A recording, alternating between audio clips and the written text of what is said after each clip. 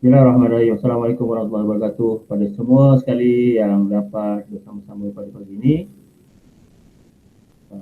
Kepada yang tak dapat, saya dah sediakan satu rakaman untuk sesi ini. Jadi nanti boleh belajar berpada rakaman ini lah. Okey, siapa yang ada buku teks boleh buka muka surat 38.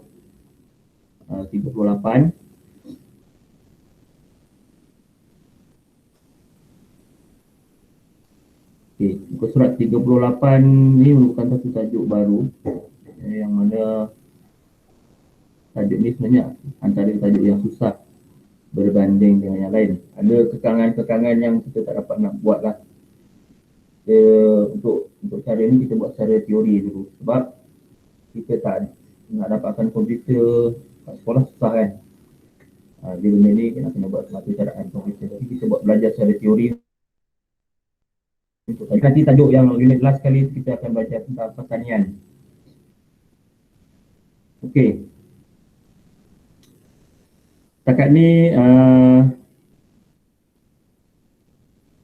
ada 11 orang, 10 orang ni bolehlah saya mulakan Okey.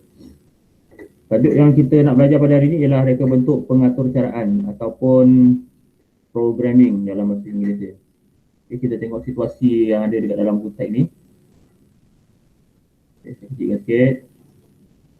Okay, Cikgu Kartina membawa 3 orang muridnya ke pusat ekonomi digital untuk melihat teknologi robotik. Okay. Perbualannya, cikgu bagaimanakah robot ini boleh bermain bola? Ada atur cara yang dimasukkan ke dalam mikro pengawal robot.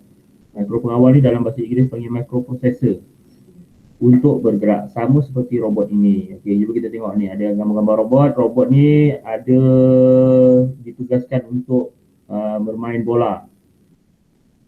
Okey. Baik, selain daripada bermain bola ni, dalam dunia kita ni, robot ni sebenarnya dah ada dah, tapi robot ni bukannya dia bergerak ikut naluri dia sendiri. Dia tak ada naluri, dia ada arahan-arahan yang perlu diikuti untuk dia melaksanakan satu kerja. Kalau kita tengok kan, kalau kita tengok dalam berbagai bidang ada robot. Ada robot, ada yang dalam bidang pembuatan, contoh di kilang-kilang. Ada yang dalam bidang perubatan, contohnya kalau nak buat pembedahan. Ada juga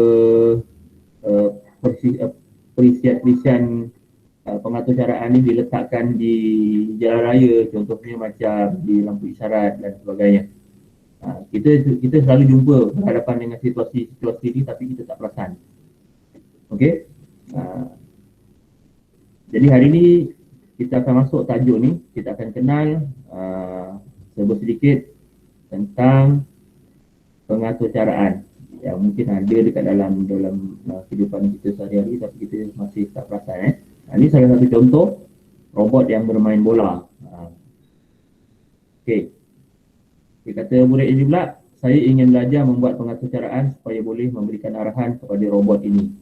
Mungkin selain daripada dia main bola, apa lagi yang mungkin boleh kita buat pada robot ni? Kita nak suruh dia buat apa? Contoh, kita nak suruh dia menari. So, kita nak suruh dia apa ni?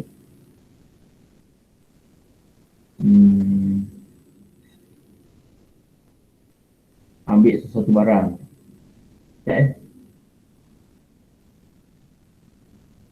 Okey, sekarang ada 13 orang termasuk saya. Okey. Kalau awak tiba-tiba tak nampak apa yang saya present, awak bagi tahu saya Adia Sofia, kenapa dia 2?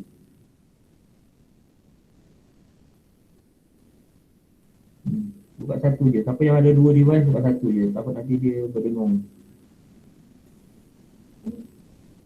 Okey. Asas reka bentuk pengatur caraan. Apa yang membolehkan robot tu diprogramkan, sesuatu robot ataupun satu komputer tu diprogramkan supaya dia mengikut arahan kita. Dia ada beberapa Ada beberapa asas yang kita panggil, yang kita boleh lakukan untuk kita buat memberi arahan kepada benda yang kita nak buat tu. Iaitu kita panggil dia yang pertama struktur kawalan pilihan dan ulangan. Struktur kawalan ulangan. Dan kita pecahkan kepada dua dulu. Okey, saya nak terangkan apa itu yang dimaksudkan dengan struktur kawalan pilihan. Okay, struktur kawalan pilihan ialah satu langkah yang mempunyai dua atau lebih set tindakan sebagai pilihan untuk dilaksanakan. Okay, saya ulang balik.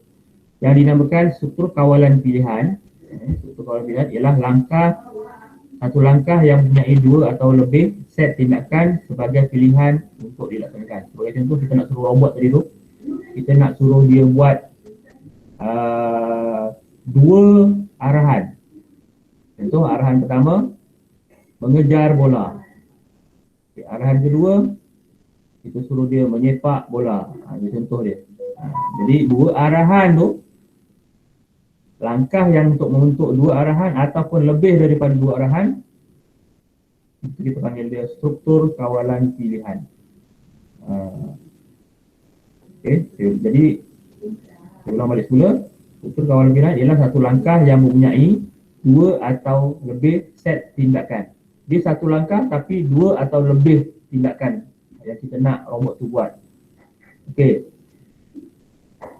Contoh robot yang awak selalu berhadapan hari-hari ialah mesin layan diri minuman. Apa orang panggil mesin apa? Air apa tu? Mesin, apa orang sebut selalu? Mesin gergang. Mesin gergang. Tengok gambar dia. Pilihan pada mesin layan diri membolehkan kita membeli minuman yang berlainan. Nampak? Dia ada dua ataupun lebih set pilihan. Macam mesin tu, katalah mesin yang kat sekolah tu ada berapa? Ada 20. Maknanya 20 tu dah lebih daripada 2 kan? Dia membolehkan mesin tu, bila kita bagi arahan pada mesin tu boleh buat lebih daripada satu je. Kalau mesin tu kita tekan, dia keluar satu jenis air je, maknanya mesin tu tak mempunyai struktur kawalan pilihan. Dia tak ada pilihan. Yang dimaksudkan dengan struktur kawalan pilihan ni ialah kita boleh pilih dua ataupun lebih tindakan. Apa tindakan yang mesin tu buat? Mesin tu mengeluarkan air yang berbeza-beza. Tentu ada air Milo, ada air oren, ada air anggur. Okay. Jadi ada pilihan kat situ. Itu yang dinamakan struktur kawalan pilihan. Baik, selain daripada mesin air, apa lagi agaknya yang ada mesin yang ada apa ni? Struktur kawalan pilihan. Cuba seorang bagi pandangan. Rokib, boleh bagi pandangan?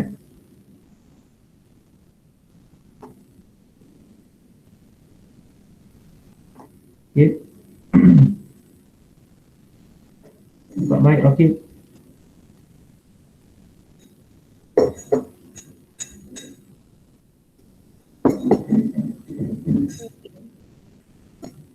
Dia tak dengar. Selain daripada mesin air, apa lagi yang menggunakan struktur kawalan pilihan pada pendapat awak?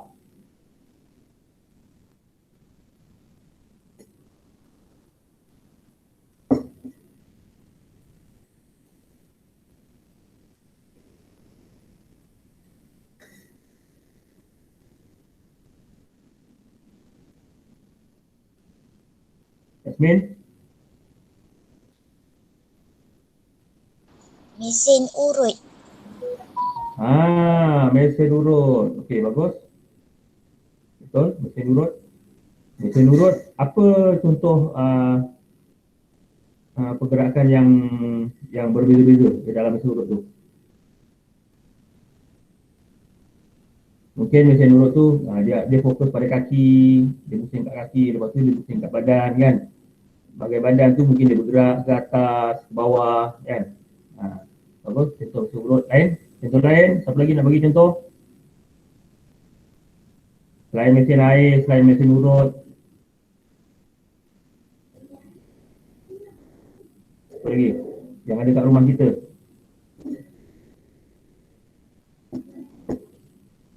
Kipas tu. Kalau kipas apa contohnya yang kita nak dia buat?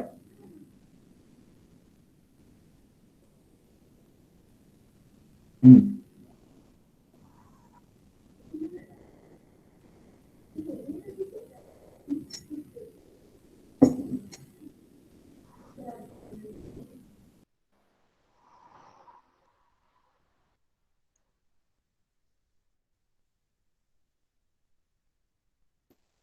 Siapa boleh?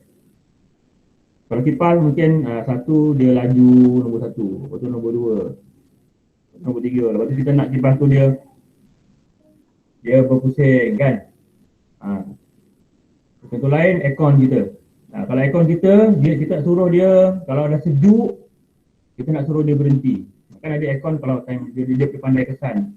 Kalau bilik tu panas nanti dia hidup. Dia adjust sejuk dia. Kalau bilik tu dah mula sejuk nanti dia tutup dia punya apa tu yang outdoor unit yang kat luar tu. Jadi kat situ dia boleh jimat current. Tak adalah dia on panjang masa lepas tu beku sampai beruap semen. Ini adalah contoh-contoh arahan-arahan yang boleh kita beri pada barang-barang yang ada kat rumah kita lah. Aircon, kipas, apa tadi, mesin geregang, mesin urut, dan lain-lain. Banyak sebenarnya benda kat rumah kita yang ni. Contohnya macam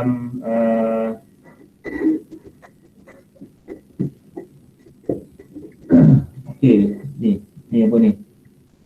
Ni adalah kereta kan. Okey, kereta ni bila kita bila dia dah panas, apa berlaku?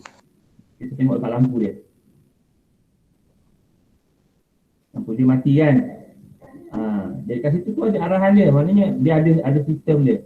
Kalau dah panas dia akan mati. Untuk kawal suhu dia. Kalau kita nak nombor 3, suhu dia kat situ je. Nombor 3. Kalau kita nak nombor 2, ada lagi kurang panas dia. Itu maksudnya. Itu maksudnya satu peralatan tu dia ada struktur kawalan pilihan. Kita boleh pilih nak macam mana. Okay, sekarang ni jelas kan? Okey. Sekarang ni kita pergi pada struktur kawalan ulangan pula. Apa dia struktur kawalan ulangan? Dia berbeza dengan struktur kawalan pilihan. Struktur kawalan ulangan pula ialah satu set tindakan yang sentiasa berulang-ulang sehingga syarat tersebut dipenuhi. Walaupun ada banyak jenis kawalan ulangan, kita akan mempelajari jenis selagi, iaitu while sahaja. Okey, dalam struktur kawalan ulangan ini sahaja dia ada banyak. Tapi kita akan belajar satu jenis dia, iaitu while. While ni dalam bahasa Inggeris, dalam bahasa Melayu selagi. Contoh yang ada struktur kawalan ulangan ialah lampu isyarat. Okey. Saya terangkan sikit. Kawalan ulangan menjadikan lampu isyarat bertukar-tukar warna pada tempoh masa tertentu dan membolehkan pejalan kaki melintas dengan selamatnya. Kawalan ulangan membolehkan lampu kecemasan van ambulans menyala secara berturutan dan berulang. Begitu juga dengan siren yang berbunyi mengikut sela masa tertentu. Okey, kita tengok lampu isyarat juga. Okey, lampu isyarat kita tengok dia mula-mula dia menyala sini. Lepas tu nanti dia menyala sebelah sana. Lepas tu nanti dia menyala lagi sebelah katalah simpang 4 kan. Sebelah sini. Sebelah kanan kita pula. Jadi dia bergila-gila itu maknanya dia ada struktur kawalan ulangan. Lepas dia habis sana dia patah balik. Kalau dia tak ada struktur kawalan ulangan, sampai habis yang 4 tu dia tak bagi kita yang mula-mula ni jalan balik semua. Itu maksudnya ada problem pada struktur kawalan ulangan dia. Kita tunggu lama tak hijau-hijau. Maknanya problem pada struktur kawalan ulangan dia. Okey. Contoh lain ni lah, kalau kita tengok lampu traffic light ni pun dia ada dua keadaan juga. Ada traffic light yang dia boleh detect kenderaan. Kalau tak ada kenderaan dia tak hijau pun. Dia bagi orang lain. Kadang-kadang sepang tu kita tengok, tak ada orang pun hijau kan. Kat situ kan dah membazir masa, buang masa orang yang nak nunggu berbaris ni. Jadi kalau tak ada kenderaan dia boleh detect. Oh, tak ada kenderaan, kita bagi yang banyak kenderaan ni lalu. Kadang-kadang kalau kita perasan kalau siapa yang duduk Putrajaya tu dia dekat masjid tu Bila pagi je hijau lama je. Lama hijau. Pasal dia nampak dia boleh pesan kereta tu panjang. Kalau tengah hari sikit, kejap je dah kuning balik, dah merah balik. Kat situ maknanya traffic message traffic light tu dia ada struktur kawalan ulangan. Ada juga traffic light yang tak ada macam itu dia. Struktur kawalan ulangan dia just ikut timer.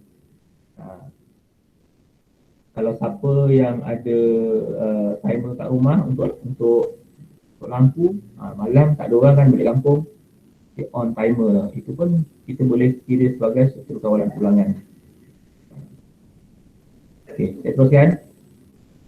Okey, struktur kawalan pilihan dan ulangan dalam algoritma. Algoritma ni kan awak dah belajar dulu, belajar dalam belajar 4 kan.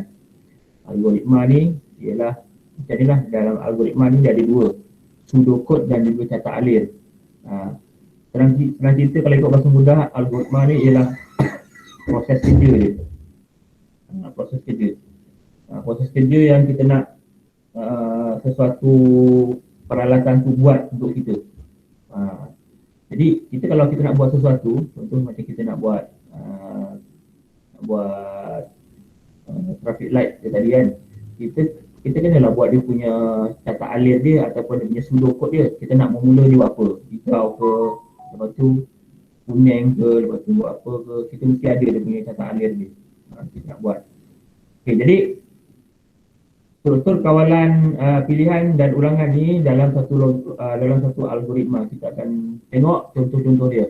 Jenis struktur kawalan pilihan. Jonis ni nama orang. Jonis mengajar Alia proses untuk meminjam buku. Alia perlu masuk melalui pintu hadapan perpustakaan dan mencari buku yang dikehendaki.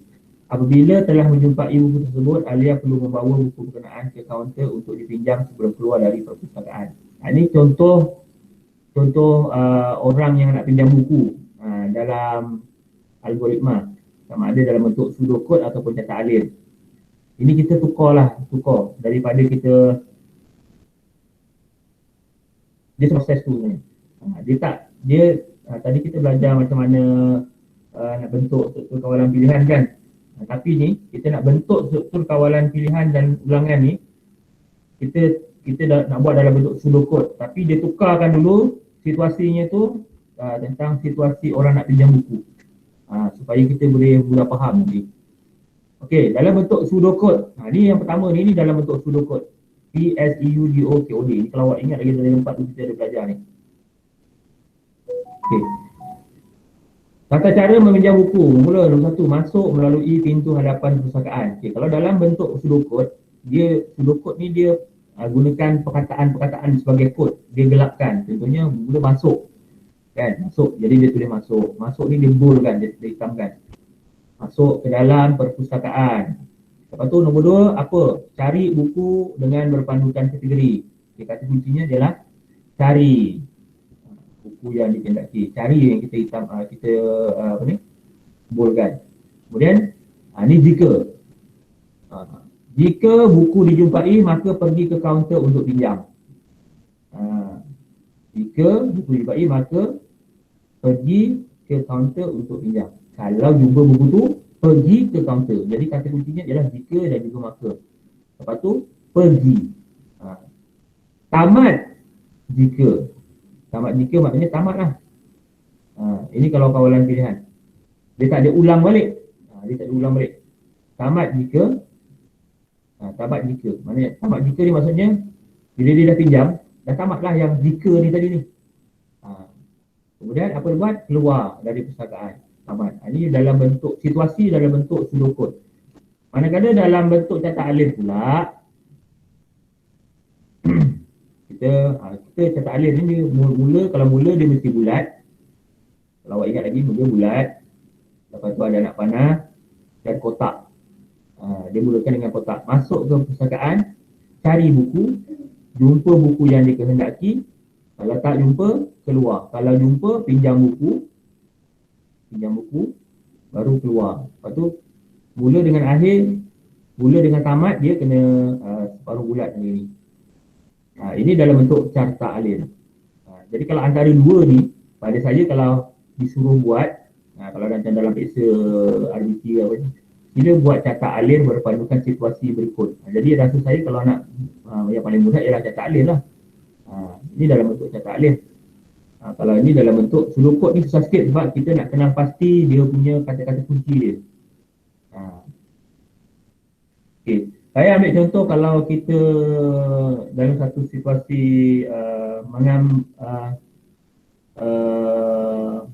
beratur di perhimpunan. Kalau disuruh buat catat alir, beratur di perhimpunan sekolah. Okay. Mula kita dekat sini mula. Lepas tu mula sekali apa? Lepas mula. Masa mula tu. Okay, mesti sama sekali luruskan barisan, betul tak? Luruskan barisan. Lepas tu, yang kedua, doa. Yang ketiga, nyanyi lagu negaraku. Lepas tu, ucapan guru bertugas. Ucapan guru besar. Lepas tu, tamat perhimpunan.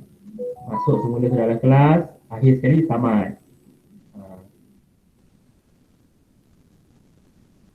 Okay, itu contoh catat alir. Sekarang, okay, setakat ni ada tak soalan nak tanya tentang dua benda ni? Struktur kawalan pilihan dan ulangan. Tak? Kalau tak, saya sambung. Tak ada, cikgu. Okey sekejap ada ni Ustaz Jalal mesej saya sekejap, saya baca mesej dia sekejap. Pasal penting je ni.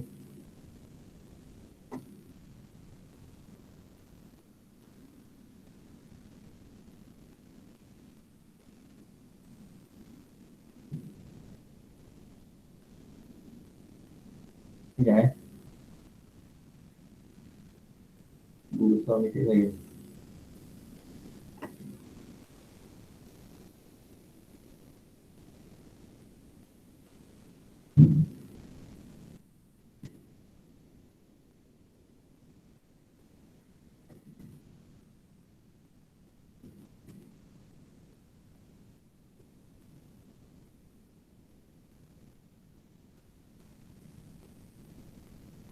Okey, kita teruskan. Struktur kawalan ulangan pula. Tadi struktur kawalan pilihan, yang ini struktur kawalan ulangan. Kan. Okey, Jonis dan rakan-rakan mempunyai latihan sukan di padang sekolah. Mereka perlu beratur di trek larian. Cikgu mengarahkan mereka agar membuat larian sebanyak 3 pusingan untuk memalaskan badan. Okey, sulukut. Mula beratur di trek larian, berlari, dari kata bunyinya, berlari perlahan mengisi trek. Ada perkataan while ataupun selagi. Selagi belum cukup 3 pusingan, teruskan larian.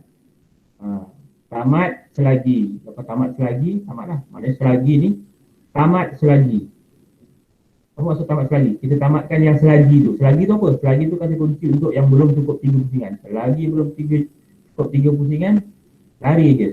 Kalau dah tamat yang 3 pusingan tu tadi, baru tamat. Ini dalam bentuk sulukut. Manakala dalam bentuk catat alir, mula beratur di trek larian, berlari perlahan mengelilingi trek. Kalau belum cukup 3 pusingan, teruskan larian, ulang balik. Itu nak maknanya dia ada kawalan ulangan. Dia berulang. Okey, untuk catat alir ni dia ada simbol-simbol dia. Seperti mana yang kita belajar tahun lepas. Simbol-simbol kalau separuh bulat dan panjang ni, bentuk hujung ni, terminal, mula ataupun tamat. Mesti dibentuk di sini. Jangan buat bentuk lain. Okay, fungsinya permulaan atau penamat satu catat alir. Kemudian yang dalam bentuk sengit ni, input ataupun output. Okey, kalau kat sini macam belum cukup 3 pusingan. Itu input ataupun output dia. Yang ketiga dalam bentuk segi 4 tepat. Ini merupakan proses dia. Arahan untuk memproses input. Kemudian syarat. Menguji isyarat, anak panah, aliran aktiviti, menunjukkan arah aliran aktiviti. Okey, kita teruskan. Perbezaan struktur kawalan jujukan. Ini perbezaan struktur kawalan jujukan, kawalan pilihan dan ulangan melalui algoritma. Okey, yang ini dia tambah lagi satu, iaitu kawalan jujukan. Okey, kita akan tengok satu persatu. Okay, situasi satu. Saya hendak membasuh air teh panas. Okey, Sudokod struktur kawalan pilihan.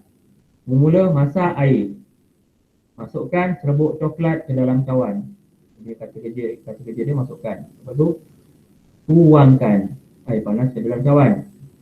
Jika mahu susu, maka tambahkan sedikit susu. Lepas tu tamat jika. Tamat jika. Kalau tak tamat, nanti dia tu tak ada susu tu.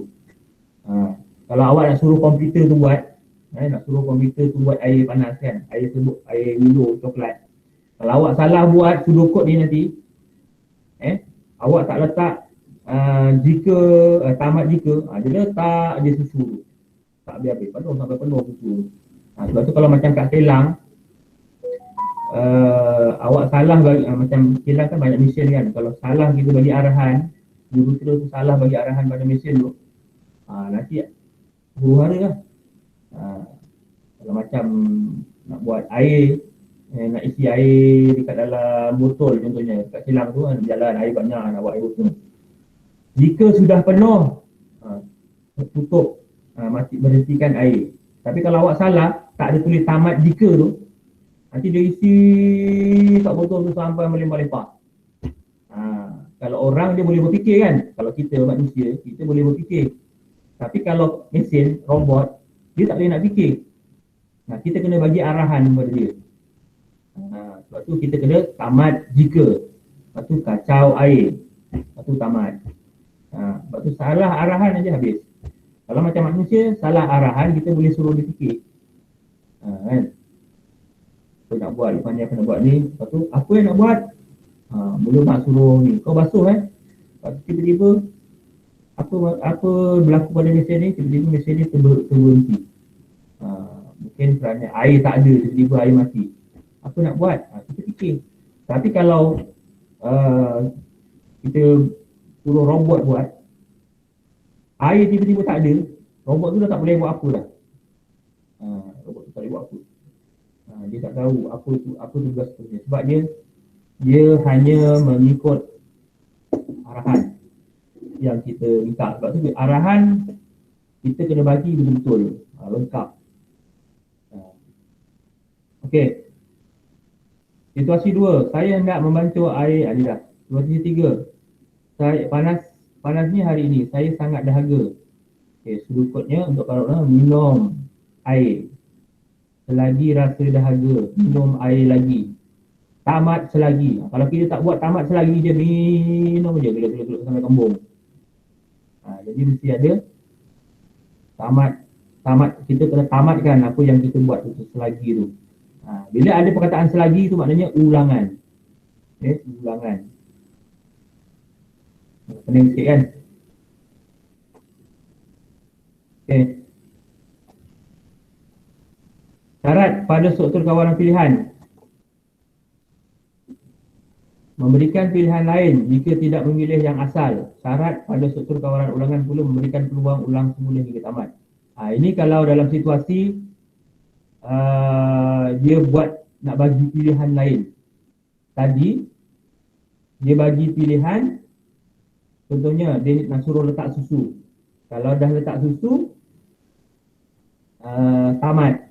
Tapi ini dia bagi pilihan pula, nak letak susu ke ataupun tak letak susu, ataupun nak letak susu sikit ke ataupun nak letak susu banyak.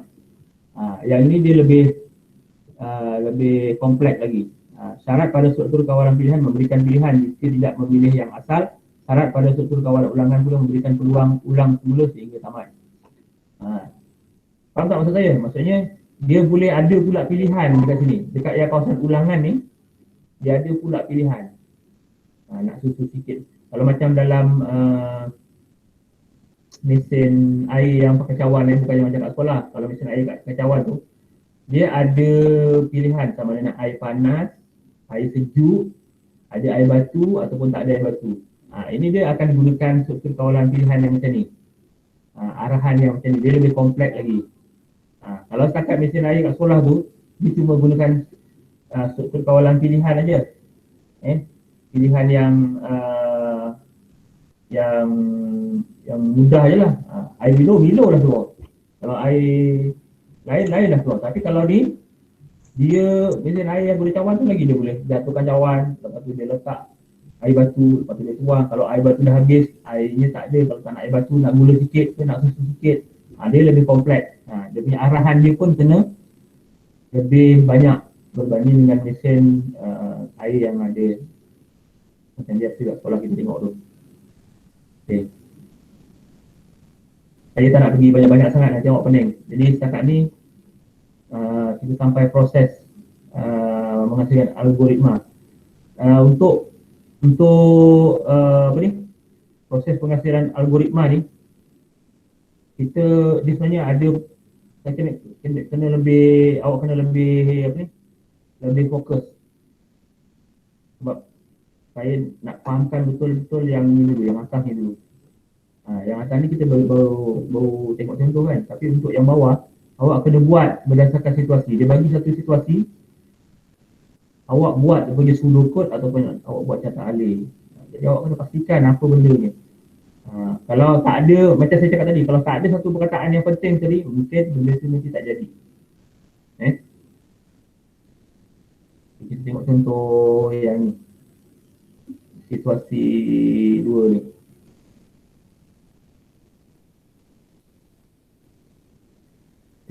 Kita tengok contoh ni dulu. Situasi 1, menjana idea dalam pseudocode ataupun catat alih berdasarkan situasi. Okay. Saya ingin menolong ayah memindahkan anak pokok ke dalam pasu. Okay. Kalau kita ikut logik kepala kita nak pindahkan pokok ke dalam pasu, apa kita buat? Kita ambil pokok tu yang ada dalam polybag, lepas tu kita buang dia punya plastik polybag tu. Tapi dengan syarat bila buang plastik tu jangan sampai tanahnya berterabur. Masukkan dekat dalam pasu, tambah tanah, lepas tu kita siram. Kan? Jadi itu caranya. Kita nak gantikan apa yang kita fikir itu tadi dalam bentuk pseudocode. Okey, dia bagi contoh kat sini. Mula. Jadi perkataan mula, sediakan alatan dan bahan. Okay, kata kerjanya sediakan. Lepas tu sediakan medium penanaman. Medium penanaman ni tanah, pasu. Okay, masukkan medium penanaman ke dalam pasu. Okay, masukkan benda yang nak ditanam ni ke dalam pasu. Tambahkan medium. Medium ni maksudnya tanah lah. Masukkan anak pokok ke dalam pasu. Okay, lepas tanah, masuk tanah sikit, masukkan anak pokok. Terus tambahkan medium. Jika belum penuh, maka tambah medium. Jika belum penuh, tanah tu tadi tambah je tanah. Lepas tu tamat jika. Kalau awak tak letak tamat jika, tambah je tanah sampai melimpah-limpah. Okay. Kemudian padatkan medium, padatkan, siram air, letakkan di tempat teduh. Okay, tamat. Ini adalah contoh situasi dalam bentuk pseudocode. Dalam bentuk catat alih pula, mula mesti mula dengan yang ini, bentuk ni dia. Sediakan alatan dan bahan. Okay, ini proses. Sediakan medium penanaman, proses. Okay, yang condong ni apa tadi? Yang condong ni ialah tadi kita tengok. Yang condong ni input ataupun output. Okay. Masukkan medium penanaman ke dalam pasu. Ini input. Masukkan anak pokok ke dalam pasu. Ini bentuk dia sengit. Tambahkan medium, tambahkan tanah. Okay. Lepas tu anak panah ke bawah. Sudah penuh ke belum? Ini pilihan. Kita tengok apa bentuk dia kalau macam ni. Dia kata syarat. Bila nak buat syarat kita dalam bentuk ni tu, diamond tu. Diamond tu. Okey. Sudah penuh? Kalau ya, padatkan medium. Kalau belum, kalau tidak, tambahkan medium. Okay. Siramkan sedikit air, letakkannya di tempat yang penuh. Dah siapa pula tadi? Baru masuk. Hilang pula.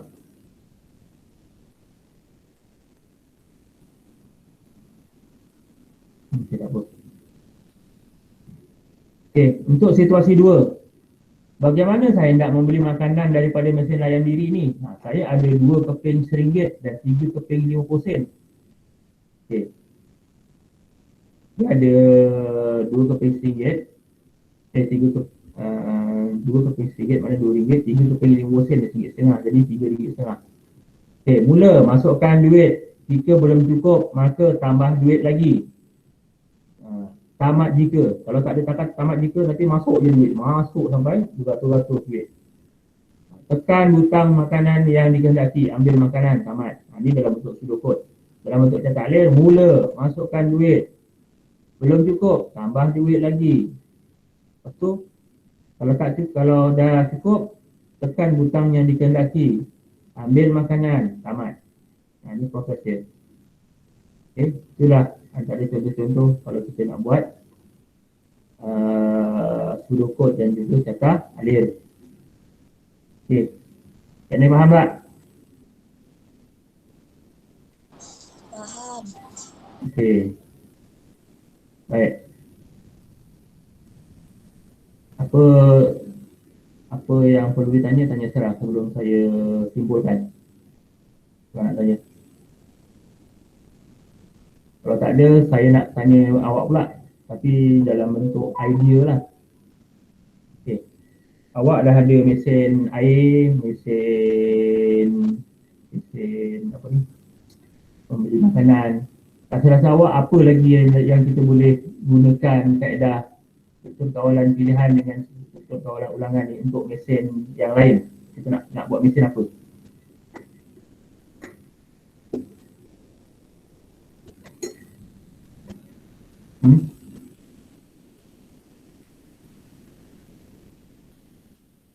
Kita nak buat mesin apa? Tak ada dia. Kalau macam dekat negara Jepun, dekat negara Jepun, dia dah ada mesin untuk dijual kit COVID-19 tester. Kalau macam kita nak test COVID-19, kita pergi dewan kan dulu, nak pergi dewan, kita pergi sekolah ke, kita pergi kalau kita pergi kena naik swasta ke, bayar 300 kan. Tapi kalau kat Jepun dia dah ada mesin ni, mesin macam mesin layan diri ni. Dia nak beli dia punya tu dia je, dia punya alat tu. Alat test tutup hidung, punya tu nanti boleh tahu lah keputusan tu kat rumah. Dah ada lah kat Jepun macam tu. Kalau dekat negara contoh macam dekat kat Dubai ke kat mana, dah ada mesin nak beli emas. Mesin beli jongkong emas. Kan ada emas yang 4 segi kan. Orang panggil apa? Emas yang kecil tu. Dinar emas ke apa benda tu lah. Kalau kita mesin ATM keluar duit, dia tak ada, dia lagi canggih lah. Dah boleh mesin nak beli emas keluar esok juga mesin. Baru-baru ni kita dekat masa sebelum raya dekat Maybank ada duit nak tukar duit raya, dah tak payah pergi mesin lagi dah. Dah tak payah pergi kaunter. Tukar duit raya kat mesin dia. Jadi itu merupakan contoh penggunaan ni. Kita nak tukar duit raya kan. Mesin yang terima duit tu pun kalau kita nak bank in duit, kita panggil dia mesin apa kalau nak keluar duit ATM, kalau masuk duit kita panggil cash deposit machine, CDM. Kalau kita masuk duit tu, dia ada had dia. Kalau berapa keping, mungkin dalam 30 keping dia bagi ataupun 40 keping. Kalau lebih daripada tu nanti mesin tu mungkin akan sangkut. Jadi kat situ kelemahan mesin lah, bukan dia boleh terima je semua. Macam awak masukkan duit dalam sampul, awak masukkan kat mesin tu, dia tak boleh terima. Macam mana dia nak kira tu dengan sampul, dia nak keluarkan pula. Sebab tak ada arahan kepada mesin tu. Okey, jika ada sampul, keluarkan dulu sampul dalam duit. Sampul, keluarkan dulu duit daripada dalam sampul. Tak ada. Mesin tu dia tak ada arahan macam tu. Arahan dia cuma dia suruh kira asyik. Jika duit RM1, kira RM1. Jika duit RM10, kira RM10. Macam tu. Dia boleh kenal duit tu je. Lagi satu, kalau macam ada duit kita stapler, tak boleh. Kalau duit ada kita letak klip kertas pun tak boleh. Sebab tak ada arahan yang membolehkan mesin tu mengasingkan klip kertas. Tu maksud itu kan gunanya uh, struktur kawalan pilihan dan juga struktur kawalan ulangan dalam konteks mesin CDM ataupun mesin cash deposit machine value. Okay, selain daripada yang saya sebut tadi, ada lagi tak contoh-contoh lain? Eskalator. Eskalator. Okey, macam mana eskalator? Kita nak bagi arahan pada eskalator tu.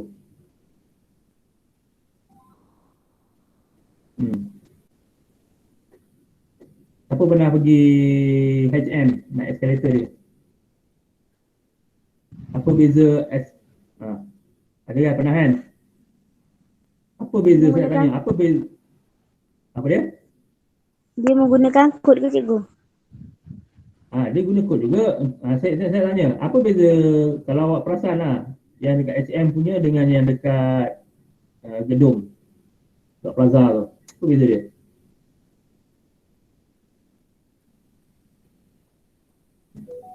Tak tahu.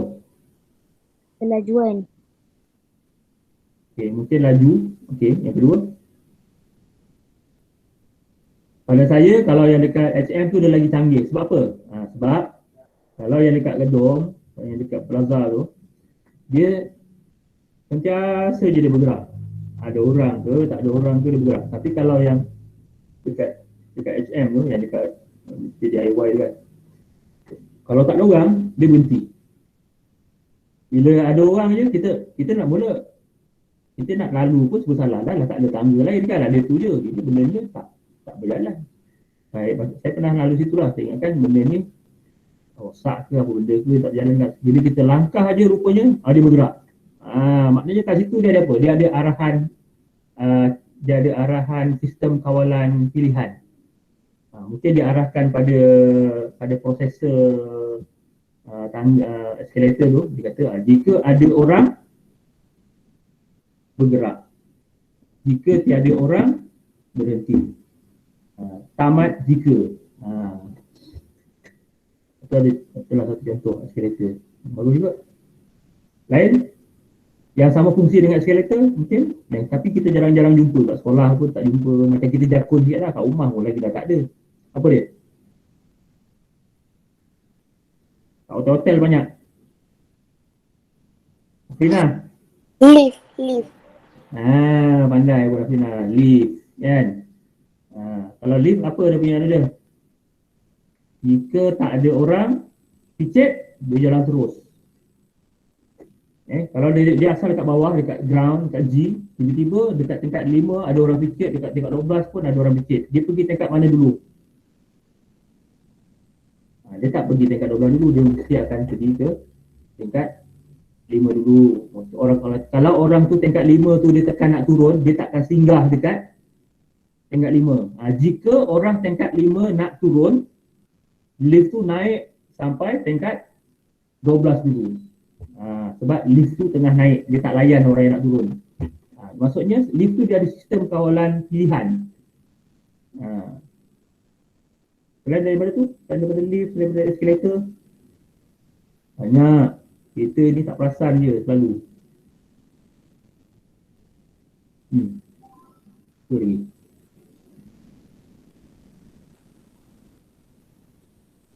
Kalau dekat kereta bapak awak, mak awak dia.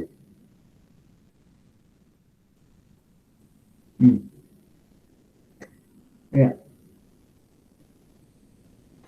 Cikgu, kalau lampu tak boleh? Boleh? Awak nak buat lampu tu macam mana?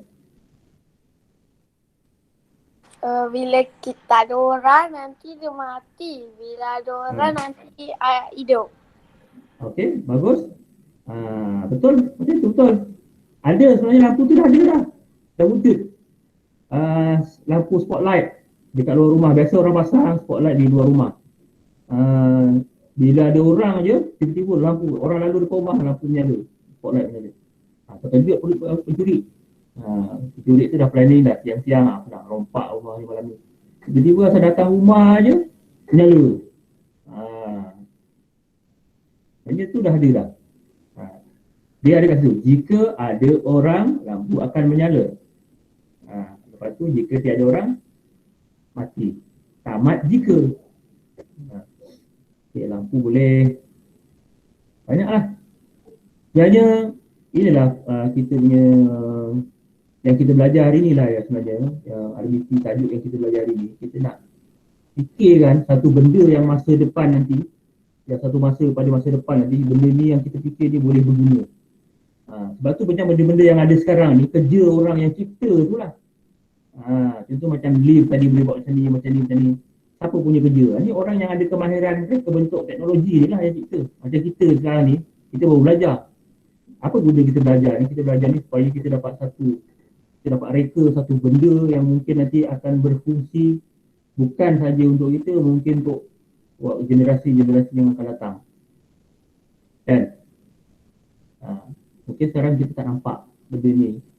Tapi kalau orang zaman dulu pun, kalau kita cakap situasi yang ada zaman sekarang, dia orang tak percaya.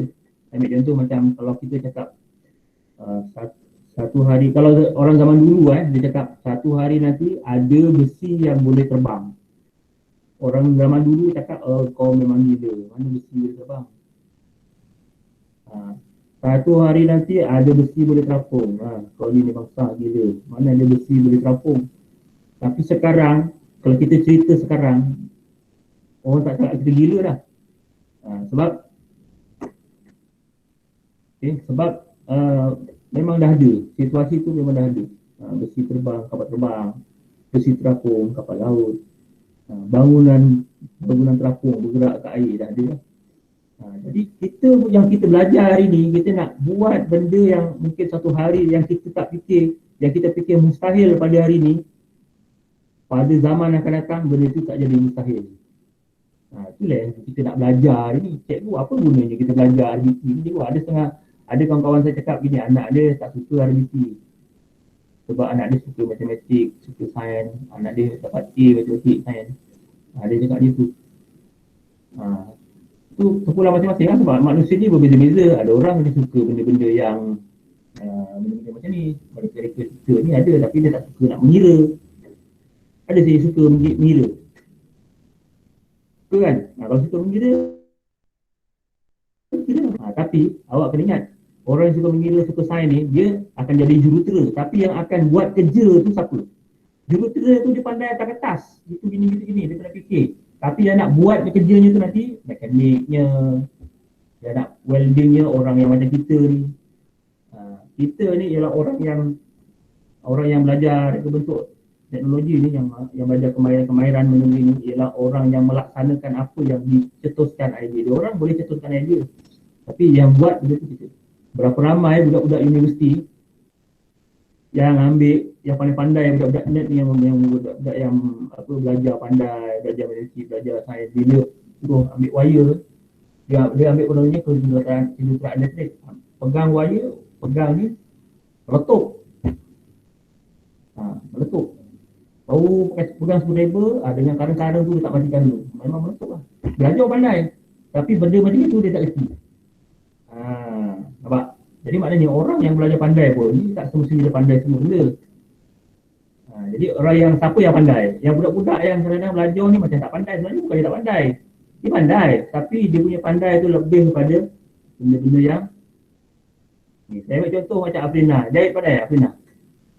Dari itu kita tengok Afrina jahit terkial-kial kan.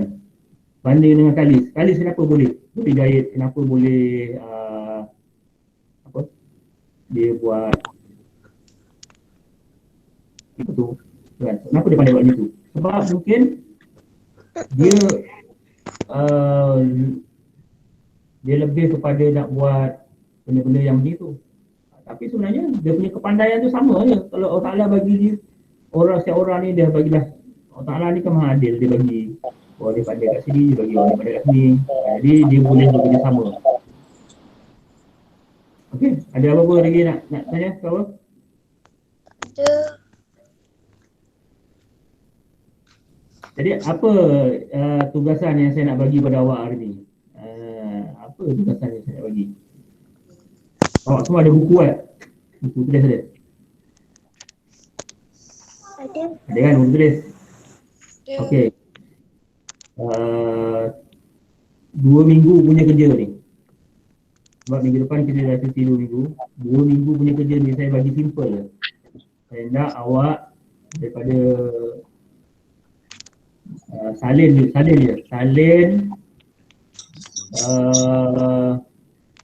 Apa maksud struktur kawalan pilihan? Salin. Struktur kawalan pilihan. Apa maksud struktur kawalan ulangan? Okey. Kemudian contoh pseudocode muka surat 41. Contoh dia. Kita ni kalau kita tak buat kerja nanti kita tak ingat. Okay. Saya nak bukannya salin semata-mata. Kalau boleh salin tu biar dalam bentuk awan-awan ke apa orang panggil data apa.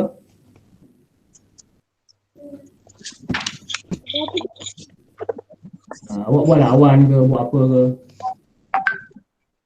Dalam bentuk gambar rajah lah. Jangan bulat-bulat salin macam tu. Okay. Itu je, mudah je. Kerja ni kena hantar gambar ke? Tak ada, tak payah hantar gambar. Ramai yang saya suruh untuk masa sekarang ni, zaman yang sebelum ni, masa PKP dulu hantar gambar. Sebab apa? Sebab buku tak ada. Sekarang ni dah ada buku. Jadi tak payah hantar gambar. Awak buat aja. Nanti saya cek buku awak bila dah naik sekolah ni. Jangan risau. Aku nak pandai-pandai kepala. Cikgu. Jangan pandai-pandai kepala. Kata alih pun kena ke? Buat tu dua. Kata alih dengan pseudocode. Ambil satu situasi je. Awak boleh pilih situasi satu, situasi dua, tak kisah. Yang penting ada. Sebab saya nak lebih pada buat aktiviti nanti. Okay, kipas sebagaimana yang saya dah send gambar dekat grup tu, kipas dah sampai. Saya dah siap.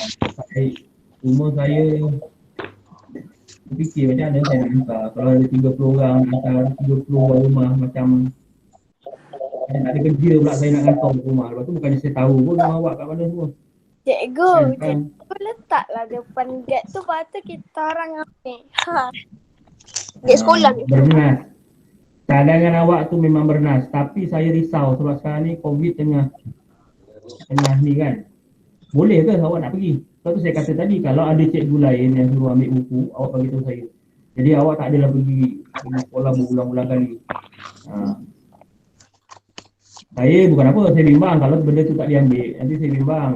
Kalau katalah cuti kita ni bersambung patut sampai bulan 9. Ataupun bersambung sampai bulan 12. Ni kes dah 6,000 lebih, dekat 7,000 ni kes. Ada harapan nak sekolah, nak PGPR sampai akhir tahun.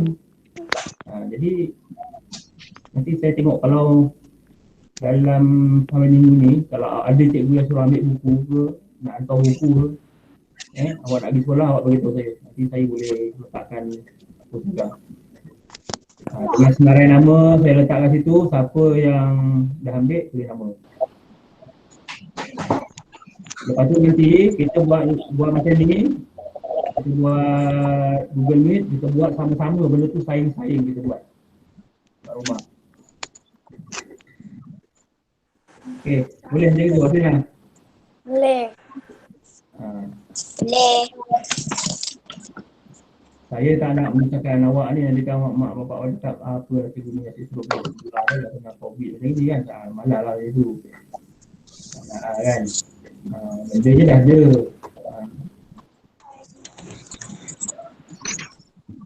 Apa nak tanya lagi? Tak ada. Ada. Tengok Afrina tu macam belum mandi je.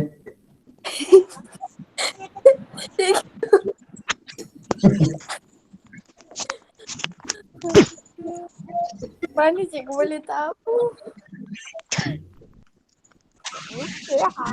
Nampak tarik mata tu.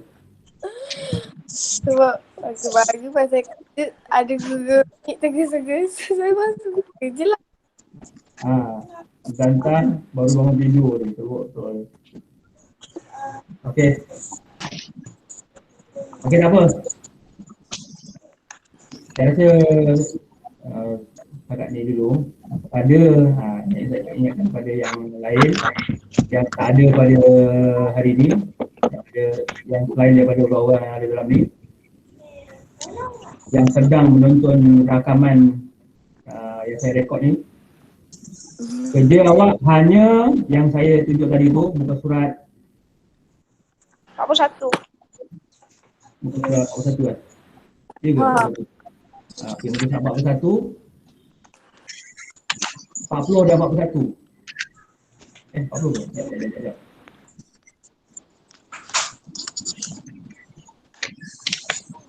40 dan 41. Apa yang nak dibuat muka surat 40? Muka surat 40 tu bukannya dia suruh salin, bukannya saya suruh salin satu buku. Tak. Muka surat 40 tu awak ambil maksud struktur kawalan pilihan dengan struktur kawalan ulangan, salin tu dulu. Lepas tu ambil satu situasi, salin. Dia punya sudokod dan juga dia punya kata alir. Lepas tu tak payah nak send gambar kat saya. Buat penuh handphone saya je. Buat kat buku, nanti saya semak buku awak. Habis itu. Kan? Tak payah. Habis kenapa dulu hantar gambar? Dulu hantar gambar sebab buku tak ada. Jadi tak payahlah hantar gambar. Dah tak ada apa lagi. Saya nak ucapkan terima kasih kepada yang join pada pagi ni, kepada yang tak join. Selamat menonton video yang saya rekod ni. Mungkin saya akan post nanti dalam tengah hari sebab ada masih sikit sebab. Terima kasih cikgu. Ya, terima kasih semua. Hari Raya cikgu. Selamat Hari Raya Mak Azir Batin. Afrina jangan lupa mandi.